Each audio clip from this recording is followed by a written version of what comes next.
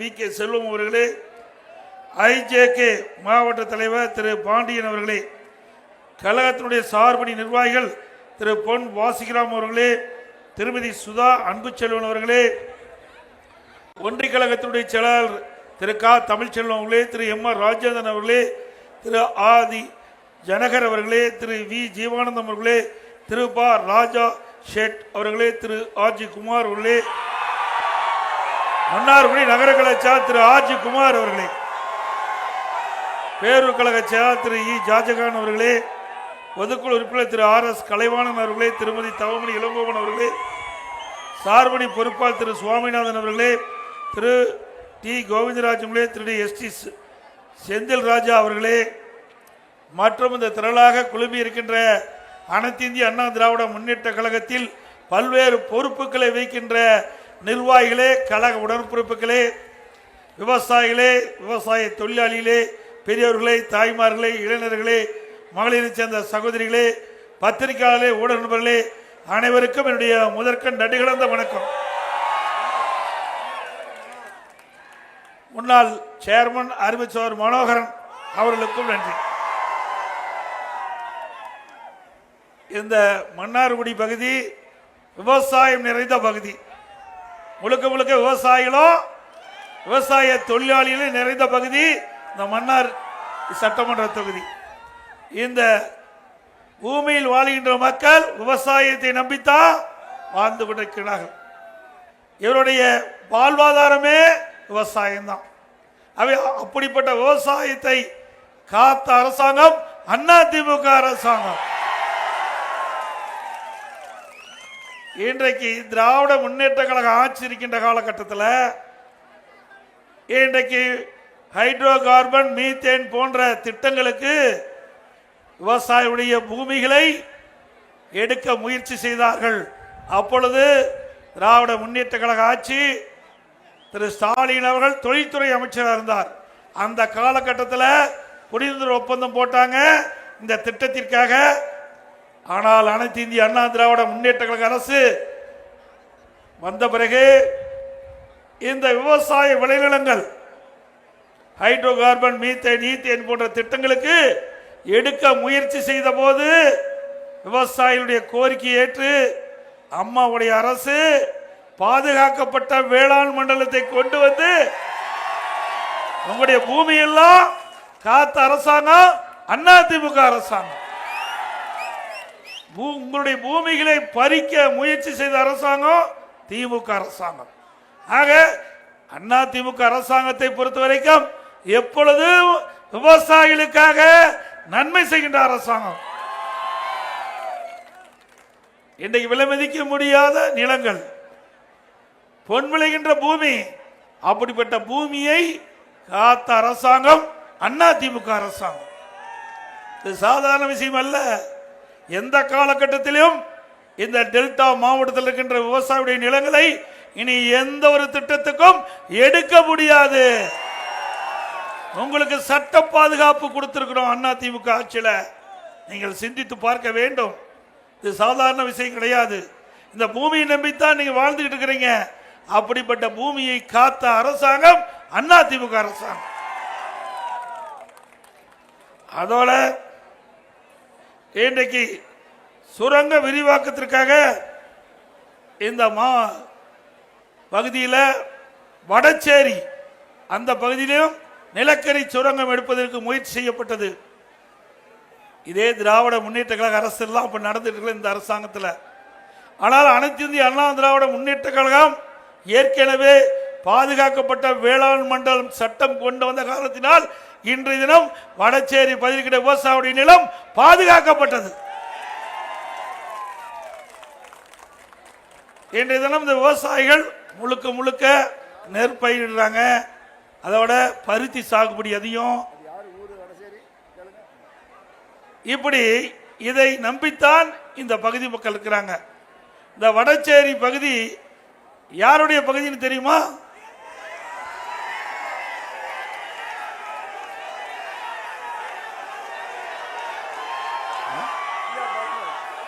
TR. Balu. ஏற்கனவே அவர் மத்திய மந்திரியா இருக்கும் போதுதான் திரு அங்க இருக்கிற தஞ்சாவூர்ல இருக்கிற எம்பி அவருக்கு பள்ளி மாணிக்கம், அவரும் திரு டிஆர் பாலு தான் பேட்டி கொடுத்தாங்க. அந்த பேட்டி எங்கிட்ட இருக்குது, நான் அந்த அடுத்த தரங்க வரும்போது போட்டு காட்டுறேன். அதுல சொல்றாங்க, இன்னைக்கு மீத்தேனை கொண்டு வந்தது திமுகவும் நாங்களும் அவரே பேட்டி கொடுத்தார். அப்படின்னா உங்களுடைய நிலத்தை பறிக்கிறதுக்கு தானே திட்டத்தை கொண்டு வந்தாங்க. ஆனா இன்றைக்கு என்ன, அண்ணா திமுக அரசு இருக்கிற போது, நான் முதலமைச்சர் இருக்கின்ற பொழுது விவசாயியுடைய கோரிக்கை ஏற்று உங்களுடைய நிலத்தை பாதுகாப்பதற்காக பாதுகாப்பு வேளாண் மண்டலத்தை கொண்டு வந்து பாதுகாத்தோம். அப்படின்னா எந்த அரசாங்கம் நல்ல அரசாங்கம், எந்த அரசாங்கம் விவசாயிகளுக்காக நன்மை செய்கின்ற அரசாங்கம் நீங்களே சீர்தூக்கி பாருங்க. அது மட்டும் இல்ல, இன்றைக்கு அனைத்து இந்திய அண்ணா திராவிட முன்னேற்ற கழக அரசு இருந்த பொழுது 2014 2020 ஆட்சி செய்தோம். அந்த காலகட்டத்தில் விவசாயிகள் தொடக்க வேளாண் வங்கியில் வாங்கிய பயிர்கடன் 2 முறை தள்ளுபடி செஞ்சோம், 2 முறை தள்ளுபடி செஞ்சோம். இன்றைக்கு என்னன்னா, நம்முடைய விவசாயிகள் தங்களுடைய பயிர்களை நடவு செய்வதற்கு வங்கிக்கு போனா பணம் கொடுக்க மறுக்கிறாங்க. அதில் ஏதோ சொல்லி தட்டி கழிக்கிறாங்க. இப்ப சிபில் ஸ்கோர் என்ற ஒரு விதியை கொண்டு வந்து சட்டத்தை கொண்டு வந்து அதை இன்றைக்கு நடைமுறைப்படுத்தி இருக்கிறாங்க.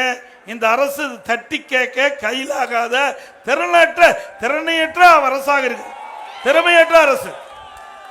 இன்றைக்கு எப்படி விவசாயிகள் வந்து சாகுபடி செய்வதற்கு தொடக்க வேளாண்மை கூட்டு சங்கத்தை தான் நம்பி இருக்கிறாங்க. இன்னைக்கு கூட பத்திரிகையில பார்த்தோம், திராவிட முன்னேற்ற கழகம் ஆட்சிக்கு வந்த பிறகு 53,000 கோடி கடன் கொடுத்திருக்கான்னு. 53,000 கோடியெல்லாம் கடன் கொடுக்கல, வருஷம் கடன் கொடுக்குறோம், திருப்பி வாங்கிக்கிறோம், மறுபடியும் அடுத்த வருஷம் கொடுக்குறோம், திருப்பி வாங்கிக்கிறோம். அப்படிதாங்க 53,000 கோடி கொடுத்தாங்களா? பொய் தானே. ஆனா பத்திரிகையில விளம்பரம், இன்னைக்கு திராவிட முன்னேற்ற கழக அரசும் விவசாயிகளுக்காக தொடக்க வேளாண் வங்கியில 53,000 கோடி கடன். அப்படியே பச்சை பொய்ய பேசுகின்ற ஒரே அரசாங்கம் திமுக அரசாங்கம். வருஷம் ஒரு 12,000 13,000 கோடி விவசாயிகளுக்கு ஏற்றவாறு, சாகுபடிக்கு ஏற்றவாறு தொடக்க வேளாண்மை கூட்டு வங்கியிலிருந்து விவசாயிகளுக்கு பயிர்க்கடன் கொடுப்பது வழக்கம். அது எல்லா அரசாங்கத்திலையும் அப்படித்தான். ஆனா அந்த கடனை வாங்கி அடுத்த வருஷம் மீண்டும் திருப்பி கட்டினா தான் புது கடன் கிடைக்கும். அப்படித்தானே நடைமுறை. அதே போல இன்றைக்கு தண்ணி திறந்து விட்டு 1 மாசத்துக்கு மேல ஆச்சு, இன்னும் கடபடைக்கு தண்ணி போய் சேரல. இன்றைக்கு விவசாயிகள் ஆலோசனை கூட்டத்தில் எங்க இடத்துல நாகப்பட்டினம் மாவட்டம், மயிலாடுதுறை மாவட்டம், இப்படி திருவாரூர் மாவட்டத்தில் விவசாயிகள்லாம் எங்க இடத்துல அவள் மனுவா எழுதி கொடுத்தாங்க. தண்ணி திறக்கப்பட்ட 1 மாசம் ஆயும் இன்னும் கடமட பகுதிக்கு இன்னும் தண்ணி போகல, விவசாய பணிகளை மேற்கொள்ள முடியல அப்படின்னு ஒரு கருத்தை சொல்லியிருக்கிறாங்க. இந்த அரசாங்கம் தூர்வாரதுலையும் ஊழல் செஞ்சிட்டாங்க. முறையா தூர்வாரி இருந்தா கடைக்கோட்டையில் இருக்கின்ற விவசாயிகளுக்கும் தடை இல்லாம தண்ணி போயிருக்கும். ஆனா இந்த ஆட்சியில முறையா தூர்வாரல. அண்ணா திமுக ஆட்சியில்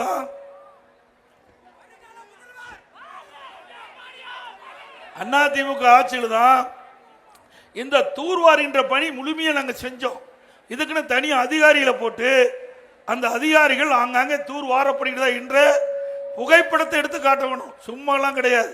அதுக்கு ஒவ்வொரு மாவட்டத்துக்கும் ஒரு செயலாளர் அந்தஸ்துள்ள அதிகாரிகளை IAS அதிகாரி நியமிச்சு வட மாவட்டத்தில் இருக்கின்ற அங்க இருக்கின்ற பொறியாளர்கள்லாம் இந்த நம்முடைய டெல்டா மாவட்டத்தில் நியமிச்சு அவர்கள் சூப்பர்வைசர் பண்ணி முறையாக தூர்வாரி அரசாங்கம் அதிமுக அரசாங்கம்.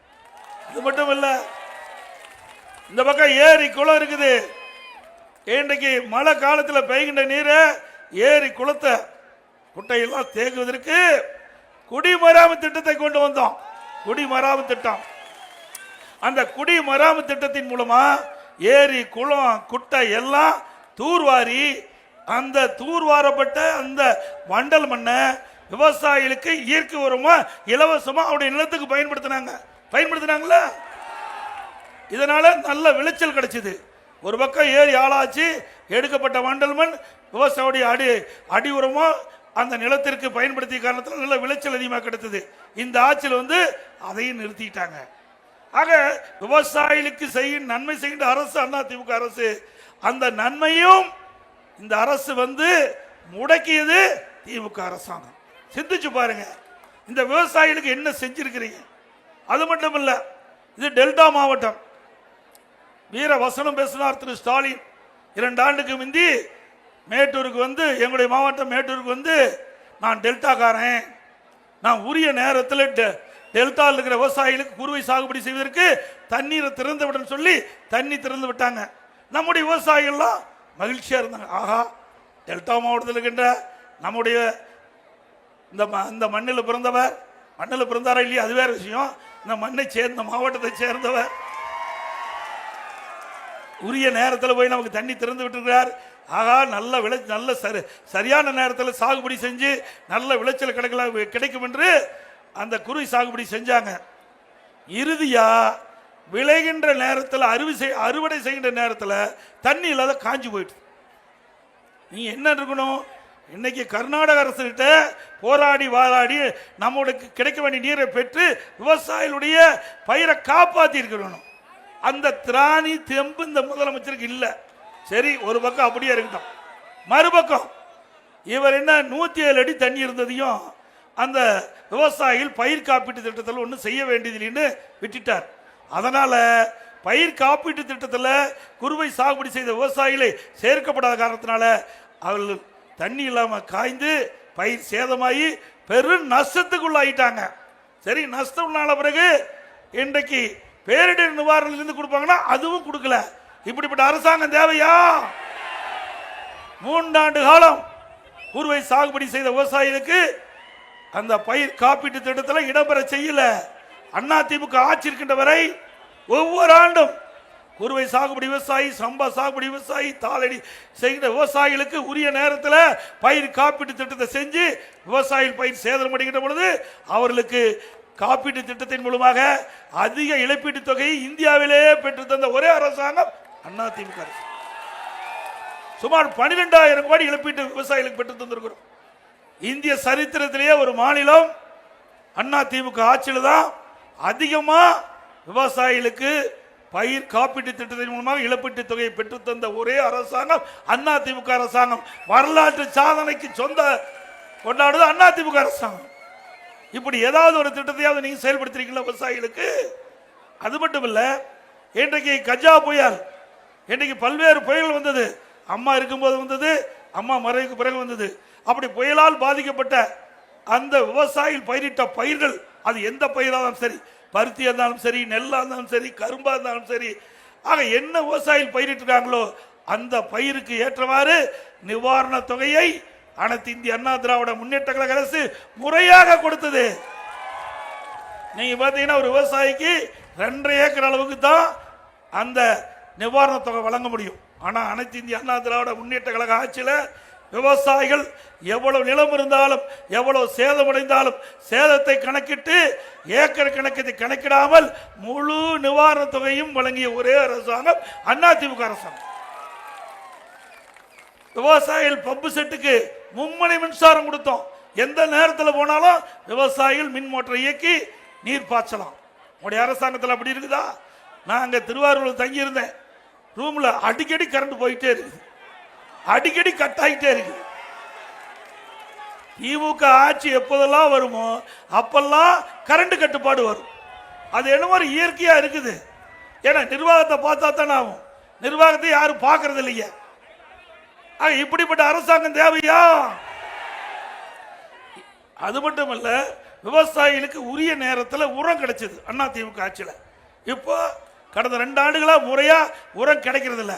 ஆக குறிப்பிட்ட நேரத்தில் குறிப்பிட்ட காலத்தில் பயிர்களுக்கு உரம் இட்டா தான் சரியான விளைச்சல் கிடைக்கும். அதுவும் இந்த ஆட்சியில் சரியா நிர்வாக கோளாறின் காரணமாக சரியா விவசாயிகளுக்கு உரம் கிடைக்கல.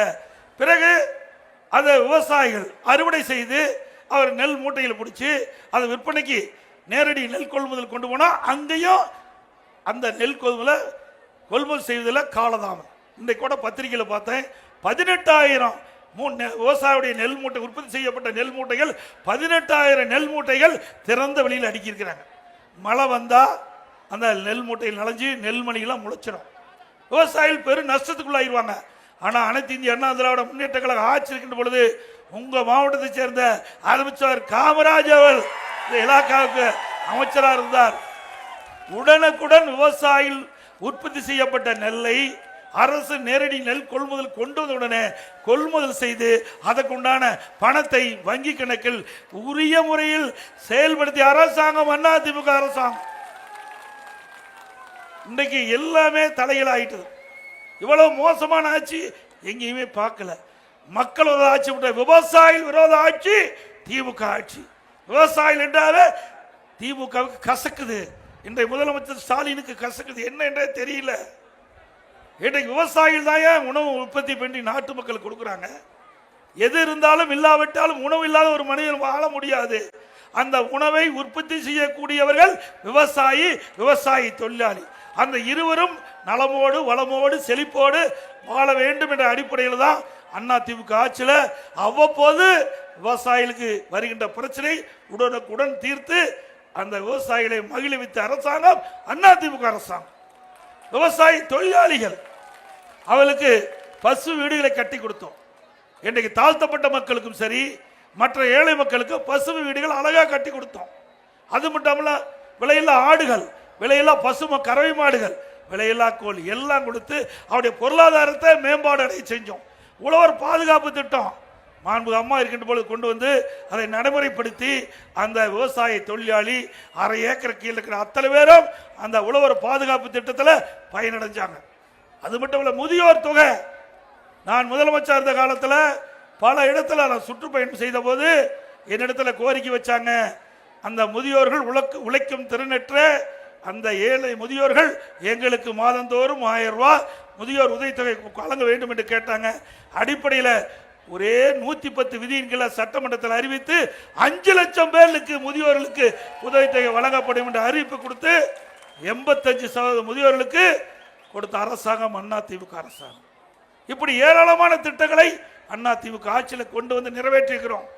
அது மட்டும் இல்லை, ஏப்பா அது எங்க படம் படம் இன்றைக்கு ஸ்டாலின் திமுக அமைச்சர்லாம் பிஜேபி இன்றைக்கு ஸ்டாலினும் திமுக கூட்டணியில் அங்க வைக்கின்ற கட்சிகள்லாம் எடப்பாடி பழனிசாமி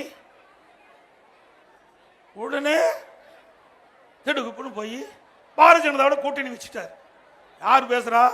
முதலமைச்சர் சொல்றார், கூட்டணி கட்சி தலைவர் சொல்றாங்க. நாங்க யாருடன் கூட்டணி வச்சா நீங்க எங்க பதறீங்க, நீங்க எங்க கவலைப்படுறீங்க? கிராமத்தில் சொல்லுவாங்க, ஆடு நனையுதுன்னா ஓனாய் அழுதுதான். அப்படி நாங்க யாரோட வேணாலும் கூட்டணி வைப்போம், அது எங்களுடைய விருப்பம். சட்டமன்றத்தில் பேசுறார், நான் எதிர்த்து அமர்ந்திருக்கிறேன். திடீர்னு ஸ்டாலின் சட்டமன்றத்தில் எழுந்தார். என்ன பார்த்து, எதிர்கட்சி தலைவரே நீங்க எப்படி போய் பாரதிய ஜனதாவோட கூட்டணி வைக்கலாம்? நீங்க தான் கூட்டணி இல்லை, ஒட்டும் இல்லை, உறவும் இல்லை, 2030 வரைக்கும் கூட்டணி இல்லைன்னு சொல்லிட்டு திடீர்னு போய் கூட்டணி வச்சுட்டு என்ன? நான் ஒரு நிமிடம் முடிய அசந்து போயிட்டான். எதுக்கு முதலமைச்சர் இதை கேட்கிறாரு? அப்புறம் எழுந்து சொன்ன, இது எங்க கட்சிங்க, மறந்துட்டு பேசாதீங்க, இது அதிமுக எங்க கட்சி, நாங்க யாரோட வேணாலும் கூட்டணி வைப்போம், அது எங்க விருப்பம் அப்படின்னு சொன்ன பிறகு அமர்ந்துகிட்டார். ஆக பாரதிய ஜனதாவோட கூட்டணி வச்சதையுமே திமுகவுக்கு தேர்தல் ஜுரம் வந்துட்டது. இல்லைன்னா எதுக்கு அந்த கருத்தை அவர் கேட்கிறாரு? ஆக நாம பாரதிய ஜனதாவோட கூட்டணி வச்ச பிறகு பல்வேறு விமர்சனம். நீங்க பாத்தீங்கன்னா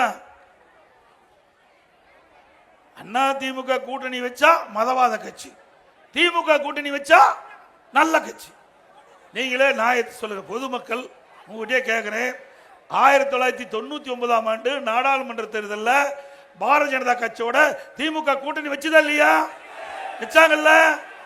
திமுக கூட்டணி வச்சு வெற்றி பெற்று, திமுக எம்பிகள் வெற்றி பெற்று மத்தியில் அமைச்சராக இருந்தாங்க. அப்போ முரசொலி மாறன் அவர்களும் அமைச்சராக இருந்தார், அந்த அமைச்சரவையில் இடம்பெற்றிருந்தார். அப்போ வாஜ்பாய் கவர்மெண்ட் பார்,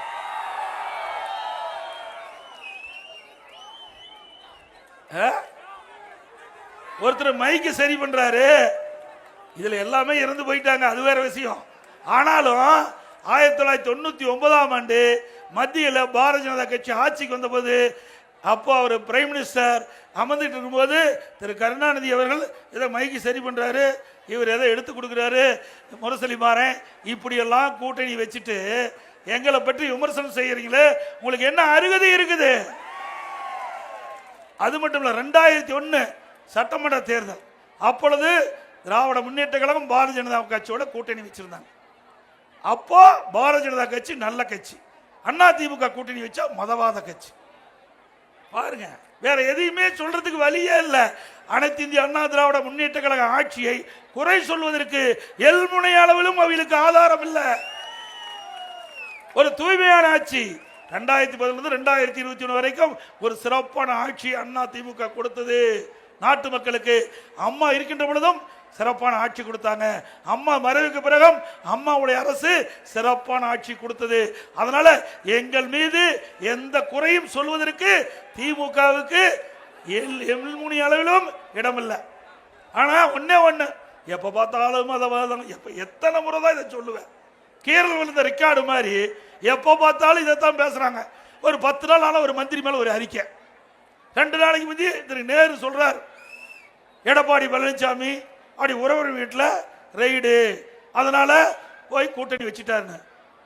திரு நேரு அவர்களே, அண்மையில் ஒரு 2 மாசத்துக்கு முந்தி உங்க வீட்டில், உங்க மகன் வீட்டில் வருமான வரித்துறை அமலாக்கத்துறை ரெய்டு நடந்தது. உங்களுடைய தம்பி வீட்டில் ரெய்டு நடந்தது. அதுக்கு என்ன பதில்? கொள்ளையடித்த பணத்தை இன்றைக்கு அமலாக்கத்துறை கண்டுபிடிப்பதற்காக ரெய்டு நடந்தது. எனக்கெல்லாம் மடியில கனம் இல்ல, வழியில பயம் இல்ல. திரு ஸ்டாலின் அவர்களே, நீங்க தான் கேஸ் போட்டு பார்த்தீங்க, நெடுஞ்சாலைத்துறையில் ஊழல் கேஸ் போட்டீங்க. நீதிமன்றத்தில் நான் போய் சந்திச்சேன். அப்ப நீதியரசர் சொன்னாரு, கேஸ் போட்டவர் திமுக கட்சி சேர்ந்தவர், திரு ஸ்டாலின் தூண்டுதல போட்டாரு, அவர் வாபஸ் பெறங்கிறாங்க, திரும்ப பெறங்கிறாங்க, நீங்க என்ன சொல்றீங்கன்னு சொன்னாரு. இல்ல, கேஸ் நடத்துறேன்னு சொன்னேன். இதே திராவிட முன்னேற்ற கழக அரசு என் மீது ஊழல் குற்றச்சாட்டு சொல்லி நீதிமன்றத்தில் வழக்கு வந்தபோது நான் நேரு கொண்டு என்னுடைய வழக்கை நடத்துவேன் என்று சொல்லி நடத்தி நிரபராதி என்று முன் நிற்கிறேன். உங்களை போல வாய்தா வாங்குற கட்சி நாங்க அல்ல. உங்களை போல அப்பப்போ நீதிமன்றத்துக்கு போய் வாய்தா வாங்கிட்ட நிலை இல்லை. கேஸை நடத்துறேன்னு சொல்லி நடத்தி முடித்து இன்றைக்கு மக்கள் முன் நிரபராதி என்று நிறுத்திட்டு நிற்கிறேன். நீங்களும் அப்படி வா. அதோட திமுக ஆட்சினாவே ஊழல் ஆட்சி. இந்தியாவிலேயே ஊழலுக்காக கலைக்கப்பட்ட ஒரே அரசாங்கம் திமுக அரசாங்கம். இன்றைக்கு அப்போ அந்த காலத்துல இருந்து இந்த காலத்து வரைக்கும் ஊழல் தான் பண்ணிட்டு இருக்கிறாங்க, திருந்தவே இல்லை. திரு கருணாநிதி இருக்கும் போதும் அரிசி பேர ஊழல், பூச்சி மருந்து ஊழல், வீராண ஊழல், ஊழல் ஊழல் என்று ஊழல் ஊற்றுக்கண்ணே திமுக தான். இவி எங்க மீது குற்றம் சுமத்துறாங்களே, என்ன தகுதி இருக்குது? இன்னைக்கு டாஸ்மாக், இன்றைக்கு மத்திய அமலாக்கத்துறை அவர்கள் அந்த டாஸ்மாக் நிறுவனத்தில் சோதனை செய்த பொழுது 1000 கோடி முறைகேடு நடந்திருப்பதாக பத்திரிகையில் செய்தியெல்லாம் வெளியிட்டு இருக்கிறாங்க. அது யார் மந்திரி உங்களுக்கு தெரியுமா? 10 ரூபாய்னா யாரு? செந்தில் பாலாஜி. 10 ரூபாய்னா கிராமத்திலிருந்து நகரம் வரை தெரியாதவர்களே இல்லை. அப்படி முத்திரை குத்தப்பட்டது. எப்படி ஐஎஸ்ஐ முத்திரை மாதிரி ஒரு மந்திரிக்கு முத்திரை குத்திட்டாங்க. அந்த 10 ரூபா மந்திரி கிட்டத்தட்ட 453 நாள் பத்திரமா இருந்துட்டு வந்திருக்காங்க. இருக்கிற வேண்டிய இடத்துல பத்திரமா இருந்திருக்கிறார். இன்றைக்கு தமிழ்நாட்டில் இருக்கிற டாஸ்மாக் கடையில் கிட்டத்தட்ட 5000-6000 கடை இருக்குது.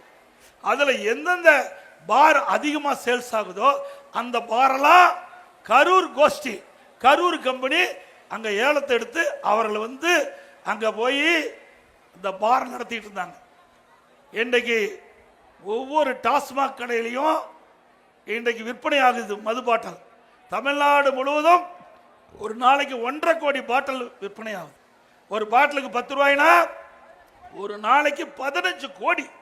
ஒரு நாளைக்கு 15 கோடி டாஸ்மாக்ல மட்டும் முறைகேடா செய்ததுல திமுக மேலிடத்துக்கு போதுன்னு சொல்றாங்க. 15 கோடி வந்துட்டு இருந்தது. மாசத்துக்கு எவ்வளவு? 450 கோடி. வருஷத்துக்கு 5400 கோடி இந்த 10 ரூபா பாலாஜி கிட்ட இருந்து அந்த மேலிடத்துக்கு போயிருக்குதுன்னு எல்லாம் செய்தி தகவல். அப்படின்னா எத்தனை ஆயிரம் கோடி வந்திருக்கோம் கணக்கு போடுங்க. அது மட்டும் இல்ல, பல வழியில கொள்ளையடிச்சிருக்கிறாங்க. அதெல்லாம் அமலாக்கத்துறை தோண்டி துருவி எடுத்துக்கிட்டு இருக்குது. அதெல்லாம் வெட்ட வெளிச்சத்துக்கு வரும். அதன் அடிப்படையில் தான் திமுக அமைச்சரவையில் இருக்கின்ற ஒரு அமைச்சர் திரு பல்வேல் தியாகராஜன் இந்த 2 வருஷத்துக்கு முந்தி ஆடியோவில் ஒரு செய்தி வெளியிட்டார். எல்லாத்துக்கும் வலைதளம் வந்திருக்கும், உங்களுக்கு எல்லாத்துக்கும் தெரியும் தான் நினைக்கிறேன். இருந்தாலும் இந்த நேரத்தில் சொல்லுவது பொருத்தமாக இருக்குன்னு நினைக்கிறேன். அவர் குறிப்பிடுகிறார், திரு சபரீசன் அவர்களும் திரு உதயநிதி அவர்களும் 30,000 கோடியை கையில் வைத்துக் கொண்டு என்ன செய்வது என்று திணறிக் கொண்டிருப்பதாக அவர் செய்தி வெளியிட்டிருக்கார். இதுவரைக்கும் பதிலே இல்லை. இவ்வளவு கொள்ளையடிச்சா அந்த கொள்ளையடித்த பணமெல்லாம் இருக்குது என்று அந்த திமுக அமைச்சர்களுக்கு அமைச்சரே சொல்லிட்டாருன்னா அது உண்மைதானே? உண்மைதானே? இதுவரைக்கும் முதலமைச்சர் மறுக்கவே இல்லையே. ஆக இப்படி மக்களுடைய பணத்தை கொள்ளையடித்து இன்றைக்கு அவர்கள் என்னென்னமோ பேசிட்டு இருக்கிறாங்க. தேர்தல் வரட்டும், நாங்க பார்த்துக்கிறோம். பார்த்துக்க, நாட்டு மக்கள் தெளிவா இருக்கிறாங்க. 10 ரூபாய்னா யாருன்னு தெளிவா சொல்ற அளவுக்கு நாட்டு மக்கள் இருக்கும்போது அவ்வளவு விவரம் தெரியாத மக்கள் அந்த மக்கள் நீங்க எப்படியெல்லாம் ஊழல் செய்து முறைகேடு செய்து சம்பாரிச்சீங்களோ அந்த பணத்தை எல்லாம் அண்ணா திமுக ஆட்சி மலர்ந்தவுடன் அதற்கு உரிய நடவடிக்கை எடுக்கப்படும். அதோட அண்ணா திமுக ஆட்சியில் கொண்டு வரப்பட்ட திட்டம், தாலிக்கு தங்க திட்டம் கைவிட்டுட்டாங்க. இன்னைக்கு ஒரு பவுன் 70,000 ரூபாய்க்கு விற்குது. ஒரு பவுன் 70,000 தான் நினைக்கிறேன். 27,000 50,000 திருமண உதவி திட்டம் நிறுத்திட்டாங்கல்ல. மீண்டும் அம்மாவுடைய ஆட்சி மலர்ந்தவுடன் இந்த திட்டம் தொடங்கப்படும். 100 நாள் வேலை திட்டம், 100 நாள் வேலை திட்டம். அதுல பெண்களுக்கு அதிகமாக வேலை வாய்ப்பு கிடைச்சது. திராவிட முன்னேற்ற கழக தேர்தல் அறிக்கையில் திமுக வெற்றி பெற்று ஆட்சி அமைத்த உடனே அந்த 100 நாள் வேலை திட்டத்தை 150 நாளா உயர்த்துன்னு சொன்னாங்க. அது இல்லாத 100 நாள் வேலை திட்டத்தில் பணிபுரிகின்ற அந்த ஊழியருக்கு சம்பளம் உயர்த்தப்படுறாங்க. உயர்த்தினாங்களா? இப்ப 100 நாள் வேலை திட்டம் குறைஞ்சி 50 நாள் வேலை திட்டம் ஆகி போச்சு. இது அந்த ஆட்சியுடைய லட்சணம். அந்த ஏழை மக்கள் இன்றைக்கு பாதிக்கப்பட்டிருக்கிறாங்க. அது ஒரு பகரம் தான். அவர்கள் அந்த வேலை செய்த நாட்களுக்கு பணம் முழுமையா கிடைக்கல அந்த மக்களுக்கு. நாங்க போய் டெல்லிக்கு போய் மத்திய அமைச்சரை சந்திச்சு இது ஏன் நிறுத்தி வச்சிருக்கிறீங்கன்னு கேட்டா அதுல அதிகமான முறைகேடு நடந்திருக்குது, அதனால நான் நிறுத்தி வச்சிருக்கிறோம். நாங்க கேட்கிற கணக்கு முழுமையா கொடுக்கல, அதனால் 100 நாள் வேலை திட்டத்தில் பணிபுரிந்த ஊழியர்களுக்கு முழுமையான சம்பளம் வழங்க முடியாமல் இருக்கிறோம். உரிய முறையில் அந்த கணக்கை கொடுத்தா அங்க நிதி விடுவிக்குன்னு சொன்ன உடனே நாங்க கேட்டுக்கிட்டோம். அதெல்லாம் ஏழை மக்கள், நீங்க அரசாங்கத்தை என்ன வேணாலும் செய்யுங்க, ஆனா ஏழை மக்கள் தினந்தோறும் வேலை செஞ்சு அவர்கள் அந்த பணத்தை எதிர்நோக்கி இருக்கிறாங்க. உடனே தமிழ்நாட்டுக்கு அந்த 100 நாள் வேலை திட்டத்தில் பணிபுரிந்த தொழிலாளிக்கு உடனடியாக அவருடைய ஊதியம் கிடைக்க நீங்க நிதி ஒதுக்கீடு செய்ய வேண்டும் என்று கேட்டுக்கொண்டிருக்க 2,999 கோடி அவர்களுக்கு நிதி ஒதுக்கீடு செஞ்சாங்க. அதையும் கேட்டு பெற முடியாத ஒரு அரசாங்கம், திறமையற்ற அரசாங்கம் திரு ஸ்டாலின் அரசாங்கம். எப்ப பார்த்தாலும் 39 பேர் தமிழ்நாட்டில் நாடாளுமன்ற திமுக கூட்டணி வெற்றி பெற்று சொன்னீங்க. என்ன பண்ணிட்டு இருக்கிறாங்க? பெஞ்ச தேய்ச்சிட்டு இருக்கிறாங்க. என்ன தமிழ்நாட்டுக்கு நீங்க செஞ்சீங்க? எதுவுமே இல்லை, ஒண்ணுமே இல்லை. இன்னைக்கு மேகதாதுல அணை கட்டுறங்கிறான். இன்னைக்கு கர்நாடகாவில் காங்கிரஸ் ஆட்சி, தமிழ்நாட்டில் திமுக ஆட்சி. இந்தியா கூட்டணியில் 2 அங்கம் வைக்குது. இது அருமையான நேரம். நீங்க அங்க இருக்கிற கர்நாடக அரசு பேச்சுவார்த்தை நடத்தி இன்னைக்கு காங்கிரஸ் கட்சியுடைய தலைவர்கள் இருக்காங்க, திரு ராகுல் காந்தி, திருமதி சோனியா காந்தி இருக்கிறாங்க. அவர்கிட்ட எடுத்து சொல்லி இன்றைக்கு இந்தியா கூட்டணியில் காங்கிரசும் இருக்குது, திமுக இருக்கின்றது. இந்த நல்ல சூழ்நிலையில் மேகதாதுல அணை கட்டக்கூடாது, ராசிமனையில் வேணா கட்டுங்க, இல்லை தமிழ்நாட்டு எல்லைக்குள்ள கட்டுங்க அப்படின்னு ஒரு முடிவு செஞ்சு இந்த தமிழ்நாட்டு மக்களுக்கு கிடைக்க வேண்டிய பங்குநீர் முழுமையா கிடைக்க செய்யுங்க. நாங்களும் சேர்த்து பாராட்டுறோம் போல. அதெல்லாம் கிடையாது. எப்ப பார்த்தாலும் இன்னைக்கு கூட பத்திரிகையில் வந்திருக்குது, மேகதாது அணை கட்டுவதற்கு மத்திய அரசு அனுமதி கொடுத்தா கட்டுவோம் என்று விரிவான திட்ட அறிக்கை கனடா அரசு விரிவான திட்ட அறிக்கை தயாரித்து அணை கட்டுவதற்கு இன்றைக்கு மத்திய அரசு அனுமதி கேட்டிருக்கோம் என்று இன்றைக்கு பத்திரிகை செய்தி. காலையில் பத்திரிகை பார்க்கும்போது இதற்கு ஏன் நடவடிக்கை எடுக்கல? இன்றைய முதலமைச்சரும் சரி நீர்வளத்துறை அமைச்சரும் இதற்கு இன்னும் வாயே திறக்கல. அங்க மேகதாதுல அணை கட்டிட்டா டெல்டா மாவட்டம் பாலைவனம் ஆயிரும். ஏற்கனவே வருமானம் இல்லாத இருக்கிறோம். இந்த அரசாங்கம் வந்த பிறகு விவசாயிகளுக்கு கிடைக்க நிவாரணம் கிடைக்கல, அவளுக்கு தகுந்த விலையும் கிடைக்காத ஒரு சூழ்நிலை இருக்கின்ற இந்த காலகட்டத்தில் மேகதாது அந்த பகுதியில் ஒரு அணை கட்டப்பட்டு விட்டா நம்முடைய டெல்டா மாவட்டத்துக்கு வருகின்ற தண்ணீர் முழுவதும் நின்று போயிடும். இன்றைக்கு நல்ல சூழ்நிலை. இந்தியா கூட்டணி எப்ப பார்த்தாலும் முதலமைச்சர் சொல்றீங்களே, ஏன் அந்த இந்தியா கூட்டணியில் நீங்க தானே அங்க வைக்கிறீங்க? உங்ககிட்ட தான் 39 நாடாளுமன்றம் இருக்கிறாங்க. நீங்க பேசி நீண்ட காலமாக இருக்கிற பிரச்சனைக்கு தீர்வு காணுங்க. அதெல்லாம் கிடையாது. குடும்பத்துக்கு யாராவது மந்திரி கொடுக்குறா உடனே ஓடி போயிடுவாங்க. திரு கருணாநிதி இருக்கும்போது அப்படித்தான், திரு ஸ்டாலின் இருக்கும்போது அப்படித்தான். குடும்ப உறுப்பினர்கள் மத்தியில் ஆட்சி அதிகாரத்துக்கு வர வேணும். அதுதான் அவருடைய எண்ணம். அவருடைய தமிழ்நாட்டு மக்களுடைய பிரச்சனை, தமிழ்நாட்டு விவசாயியுடைய பிரச்சனை, அதையெல்லாம் கண்டுகொள்ளாத ஒரே அரசாங்கம் திராவிட முன்னேற்ற கழக அரசாங்கம் என்பதை இந்த நேரத்தில் நினைவு கூர்ந்து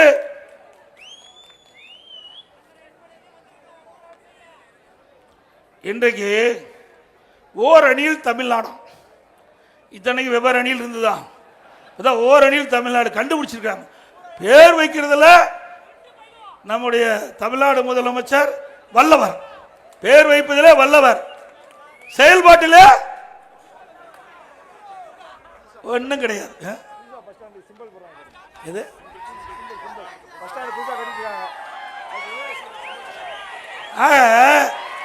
ஓரடியில் தமிழ்நாடு இப்படி மக்களை ஏமாற்றுவதற்காக ஒவ்வொரு பேரை வைப்பாரு, அதோட முடிஞ்சு போச்சு. நீங்க ஒரு திட்டத்தை அறிவிப்பார் பாருங்க, திட்டத்தை அறிவிப்பார், அதுக்கு ஒரு குழு போடுவார், குழு போட்டா அதோட முடிஞ்சு போச்சு. இது வரைக்கும் 52 குழு போட்டிருக்கார். திராவிட முன்னேற்ற கழகம் ஆட்சிக்கு வந்து திரு ஸ்டாலின் முதலமைச்சர் பொறுப்பேற்ற பிறகு 52 குழு போட்டிருக்கு. அந்த குழுவுடைய வெள்ளை அறிக்கை கேட்டா இது வரைக்கும் இல்லை. அப்படியே போட்டோ ஷூட் போடுவாரு, நீட்டா வருவாரு, தொலைக்காட்சி காமிப்பாங்க, நம்ம தொலைக்காட்சி நண்பர்களும் அழகா படம் பிடிப்பாங்க, அடுத்த நாள் செய்தி வரும், அவளோட முடிஞ்சு போச்சு. அவருடைய பணி அன்றைய தினம் முடிஞ்சு போச்சு.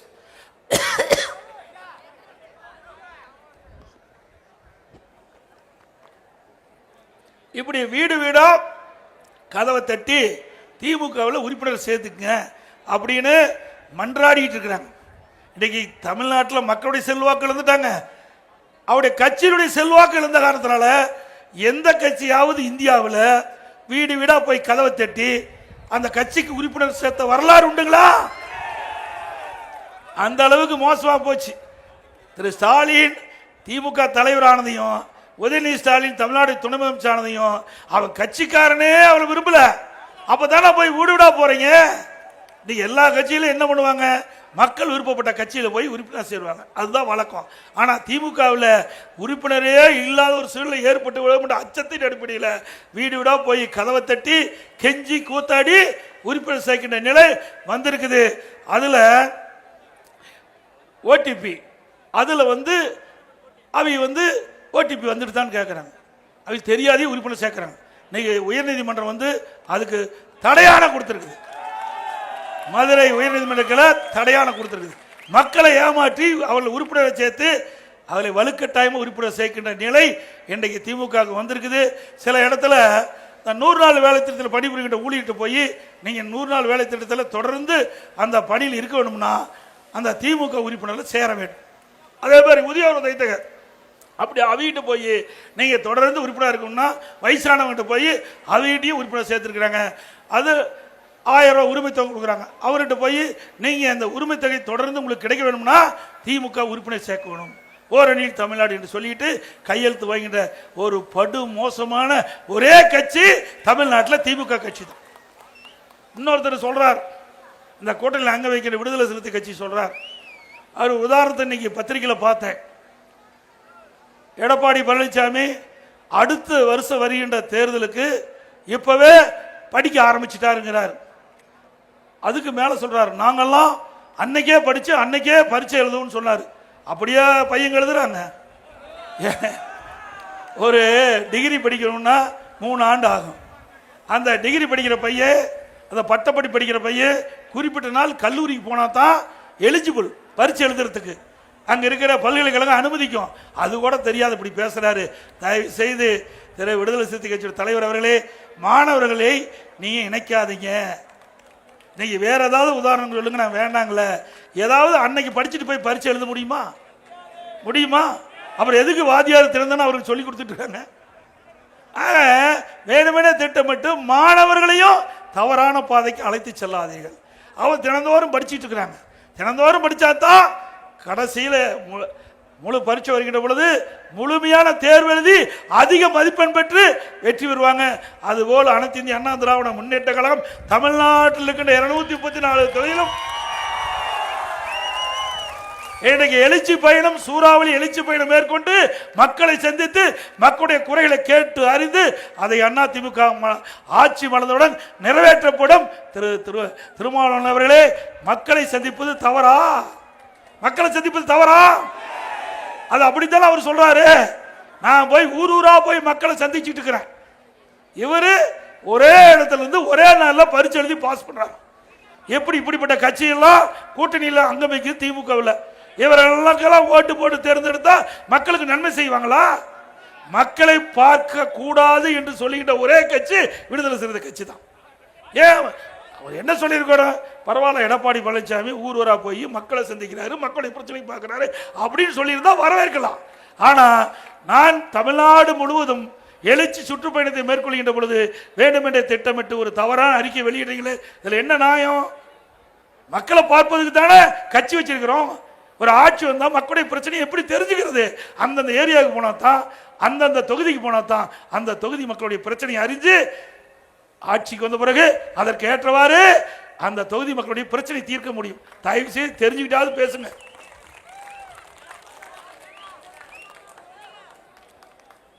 இன்றைக்கு எங்க பார்த்தாலும் போதைப் பொருள் இல்லாத இடத்திலே கிடையாது. இன்றைக்கு தமிழகம் போதைப் பொருள் நிறைந்த மாநிலமா இன்றைக்கு காட்சி அளிச்சுட்டு இருக்குது. இன்றைக்கு மாணவர்கள், இளைஞர்கள், பொதுமக்கள் கஞ்சாவுக்கு அடிமையாகி இன்றைக்கு மிகப்பெரிய கொடுமை தமிழகத்தில் நடந்துட்டு இருக்குது. இந்த கஞ்சா போதை ஆசாமி தான் கொலை, கொள்ளை, திருட்டு, வழிப்பறிவு, பாலியல் கொடுமை எல்லாத்துக்கும் காரணம் இந்த கஞ்சா. அதை தடுத்து நிறுத்த வேண்டும் என்று 3 ஆண்டுக்கு முன்பே முதலமைச்சர் கோரிக்கை வச்ச, சட்டமன்றத்தில் பேசினேன், அறிக்கை வேலை வெளியிட்ட, தொலைக்காட்சி வாயிலாக பேட்டி கொடுத்தேன். அரசாங்கம் கண்டுகொள்ளவே இல்லை. இன்றைக்கு எங்க பார்த்தாலும் போதை ஆசாமியால் சட்ட ஒழுங்கு தமிழகத்தில் சீரழிந்து கிடக்குது. இன்றைக்கு 10 நாளைக்கு முந்தி பாருங்க, ஒரு 10 வயது மதிக்க தந்த ஒரு பெண் திருவள்ளூர் மாவட்டம் கும்மிடிப்பூண்டில் ஒரு சாலையில் நடந்துட்டு போறாங்க. பின்னாண்ட ஒருத்தன் போன அப்படியே அலாக்கா தூக்கிட்டு போயிடறான்.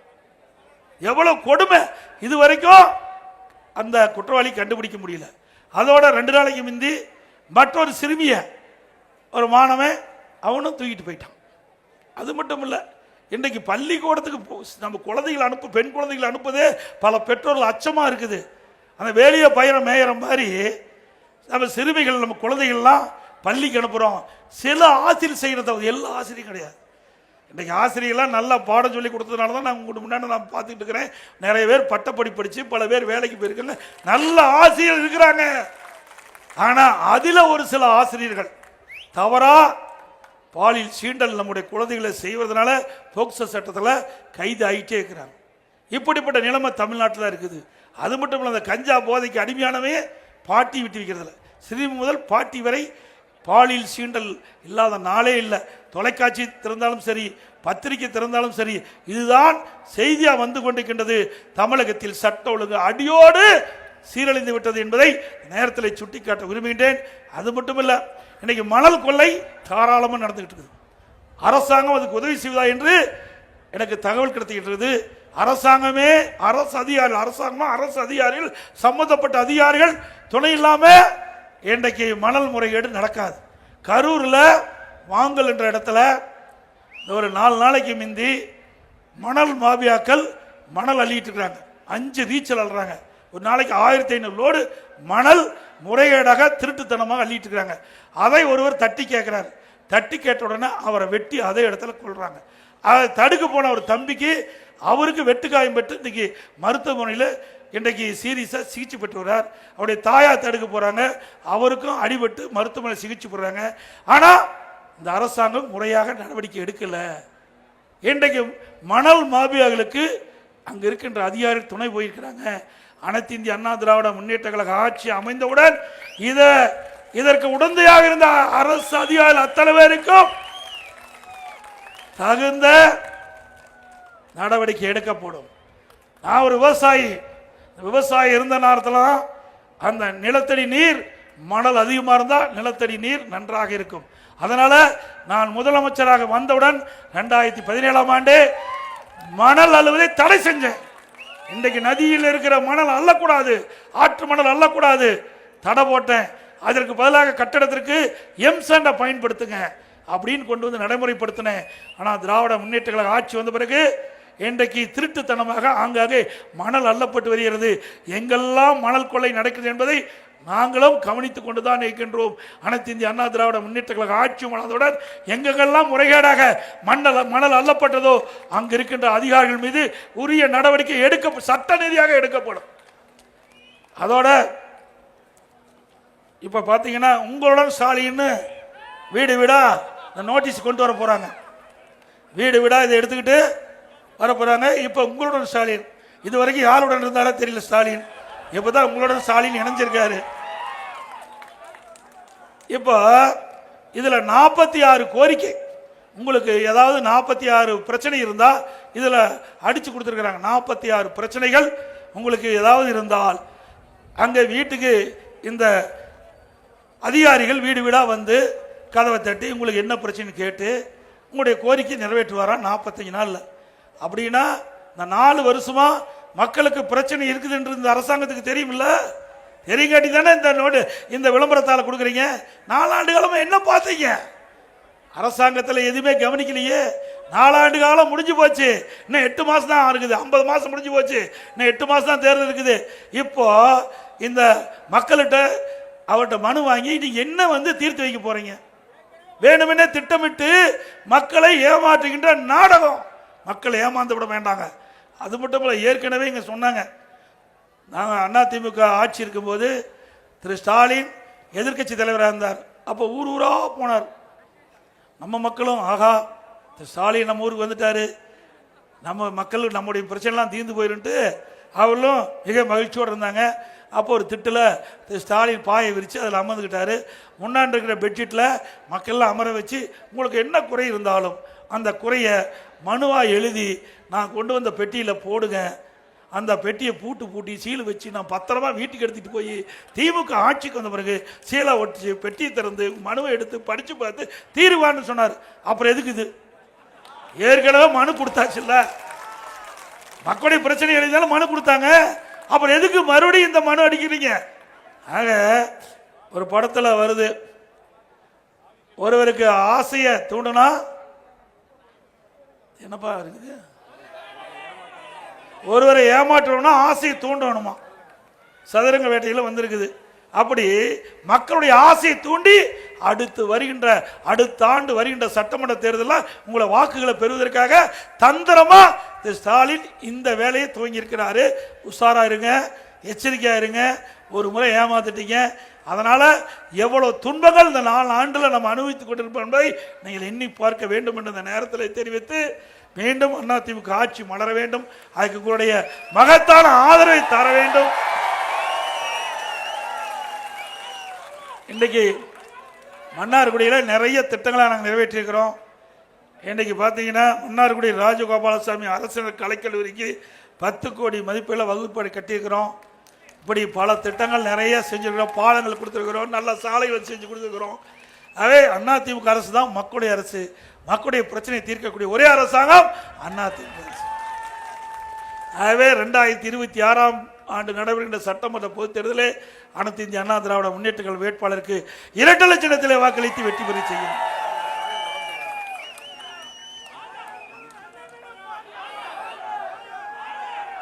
மக்களை காப்போம், தமிழகத்தை மீட்போம். தமிழகத்தை